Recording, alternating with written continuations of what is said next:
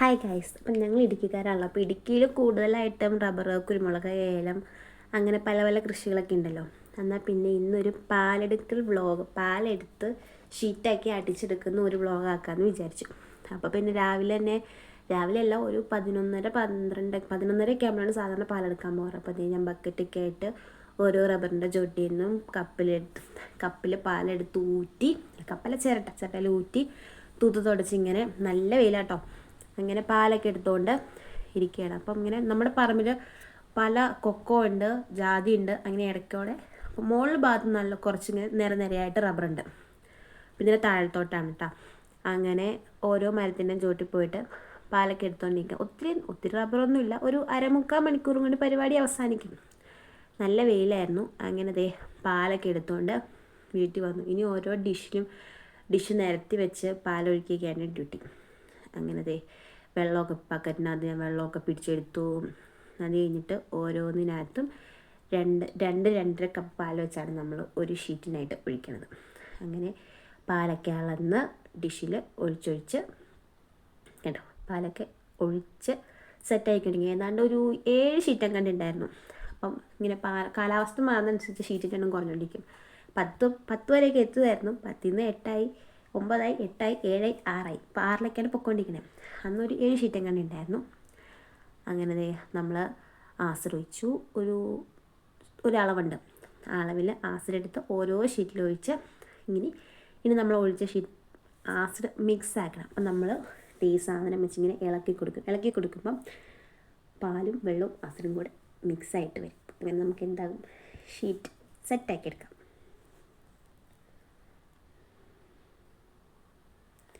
അപ്പോൾ ഇപ്പോൾ ഒരു സമയം ഒരു 12-12:30 ആയി. സാധാരണ എല്ലാവരും രാവിലെ ഒരു 10-11 മണിയൊക്കെ ആകുമ്പം ഷീറ്റ് ഉറയിച്ച് വെച്ചിട്ടുണ്ടെങ്കിൽ വൈകുന്നേരം പോയി അടിച്ചെടുക്കുകയാണ്. കയ്യിലപ്പോൾ പാലെല്ലാം ഒട്ടിപ്പിടിച്ചു. ഇനി കൈയെല്ലാം ഓരോന്ന് പറിച്ച് ക്ലീൻ ചെയ്തെടുക്കണം. അപ്പോൾ കൈയെല്ലാം ഏറെക്കുറെ സംഭവമൊക്കെ പറിച്ച് സെറ്റാക്കി ക്ലീനാക്കി എടുത്തിട്ടുണ്ട്. ഇനി നമുക്ക് ഡ്രസ് ചേഞ്ച്. അപ്പോഴത്തേക്ക് അയറമോളെ കിട്ടും. അയറമോളിനോട് വഴക്കുണ്ടാക്കുമായിരുന്നു എന്തിനോ വേണ്ടിയിട്ട്. അയറമോൾക്ക് മിറ്റത്തിറങ്ങി പോകണം, ഭയങ്കര വെയിലല്ലേ. അപ്പോൾ ഞാൻ പറഞ്ഞത്, സാധാരണ എല്ലാവരും വൈകുന്നേരം ഷീറ്റ് അടിക്കും. നമുക്ക് സമയപരിമിതി മൂലം നമ്മൾ പിറ്റേ ദിവസം രാവിലെ ആട്ടോ ഷീറ്റ് അടിക്കണം. അപ്പം ഞാനും ചേട്ടാങ്ങനെ. അപ്പോൾ ഷീറ്റ് അടിക്കാൻ പോകണമെങ്കിൽ ഇച്ചിരി വീട്ടിൽ നിന്ന് ഒരു 100-150 മീറ്റർ അപ്പുറയാണ് ഷീറ്റ് വരെ ഉള്ളത്. അപ്പം ഞാനും ചേട്ടായിങ്ങളെ സ്കൂട്ടിക്ക് കൊണ്ടാണ് ഷീറ്റ് അടിക്കുന്നത്. അപ്പോൾ ഷീറ്റ് ഓരോന്നോരോന്ന് പറക്കി എടുത്ത് നമ്മൾ ബക്കറ്റ് വെച്ചിട്ടോ പോണേ. ഇച്ചിരി ഷേപ്പിനൊക്കെ വ്യത്യാസം വരും. ഇങ്ങനെ വെള്ളമൊക്കെ ഊറ്റിക്കളഞ്ഞു. അങ്ങനെ നമ്മൾ ബക്കറ്റിലാക്കിയ ഷീറ്റ് എടുത്ത് സ്കൂട്ടിയുടെ ഫ്രണ്ടിൽ കയറ്റി വെച്ചു. അപ്പം നമ്മൾ പോണ അയർമോക്കും നമ്മുടെ കൂടെ വരണമെന്നുണ്ട്. പക്ഷേ അയർമോളെ കേൾക്കാതെ വണ്ടി പയ്യെ റോഡിലോട്ട് ഇറക്കി സ്റ്റാർട്ട് ചെയ്താണ് നമ്മൾ പോണത്. അങ്ങനെയൊക്കെ ഭയങ്കര സഹനത്തിലൂടെയൊക്കെയാണ് നമ്മൾ പോയി ഷീറ്റ് അടിച്ചുകൊണ്ട് വരുന്നത്. അങ്ങനെ ഞാനും ചേട്ടായും കൂടെ വീട്ടിൽ നിന്ന് ഇറങ്ങി.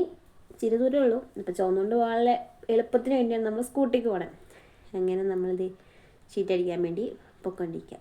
അപ്പോൾ ഈ കാണാനാണ് നമ്മുടെ ഷീറ്റ് വര. നമ്മുടെ വീടിൻ്റെ തൊട്ടപ്പുറമുള്ള ഒരു വീട്ടുകാരുടെയാണ്. അവർക്ക് കുറേ റബ്ബറുണ്ട്.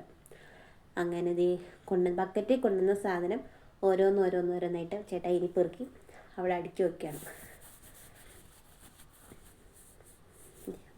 അപ്പോൾ നമ്മൾ കൊണ്ടുവന്നപ്പോൾ ഷേപ്പിനൊക്കെ ഇച്ചിരി വ്യത്യാസം വന്നായിരുന്നു.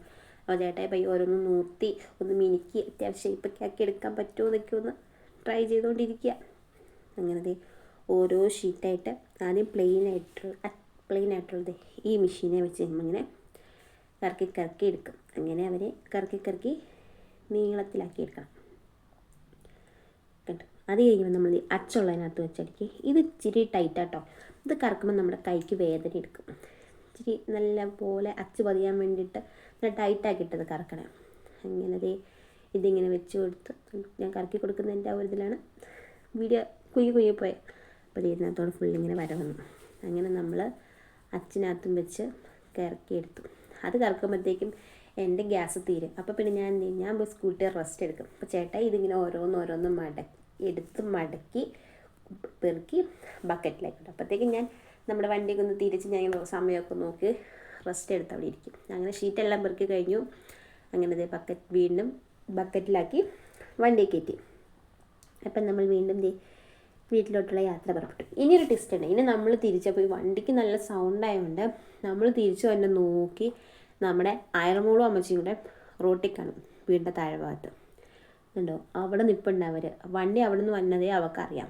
അപ്പം നമ്മുടെ വരവിനായിട്ട് കാത്താണ് നമ്മുടെ അയറമോൾ നിൽക്കുന്നത്. അപ്പം അവിടെ നിർത്തി അയറമോളെ നമ്മൾ പിക്ക് ചെയ്തോട്ടെ വരെ പോണേ കണ്ടോ. അയറമോൾ അമ്മച്ചിക്ക് വണ്ടി കാണുമ്പോൾ ഭയങ്കര സന്തോഷമായിട്ട് അയറമോൾക്ക്. അങ്ങനെ അമ്മച്ചിയുടെ കയ്യിൽ നിന്ന് അയറമോളെ മേടിച്ചതേ അയറമോൾ സെൻറ്ററിൽ കയറിയിരുന്നു. പിന്നെ ഇച്ചിരി ഉള്ളു വീട്ടിലോട്ട്, ഒരു കുഞ്ഞ് വളവ് റോട്ടിൽ നിന്ന് വീട്ടിലോട്ട് വളഞ്ഞു കയറണം, അത്രേ ഉള്ളൂ. അത് അയറമോൾക്ക് ഭയങ്കര സന്തോഷമാണ്. അങ്ങനെ അയറമോളെയും കൂട്ടി വീട്ടിൽ വന്നത് അടിച്ചുകൊണ്ട് വന്ന ഷീറ്റ് ഓരോന്നോരോന്നായിട്ട് അമ്മച്ചി എടുത്ത് വെയിലത്തിടാം. അങ്ങനെ ഇതൊരു 2-3 ദിവസം വെയിൽ കൊള്ളുമ്പോഴത്തേക്കും നല്ലപോലെ വാടും. പിന്നെ നമ്മളൊന്ന് പുകയത്തും കൂടി ഇട്ട് ചെറിയൊരു പുകയും കൂടെ അടിച്ച് കഴിയുമ്പോഴത്തേക്കും ഷീറ്റ് വിൽക്കാറ്. പിന്നെ നമ്മളത് കൊണ്ട് വിറ്റ് പൈസ ആക്കുമല്ലോ. അപ്പോൾ നമ്മുടെ റബ്ബർ ഷീറ്റ് വീഡിയോ എല്ലാവർക്കും ഇഷ്ടപ്പെട്ട് വിചാരിക്കുന്നു. അപ്പോൾ മറ്റൊരു വീഡിയോയുമായി നമുക്ക് വീണ്ടും കാണാം. ബായ്.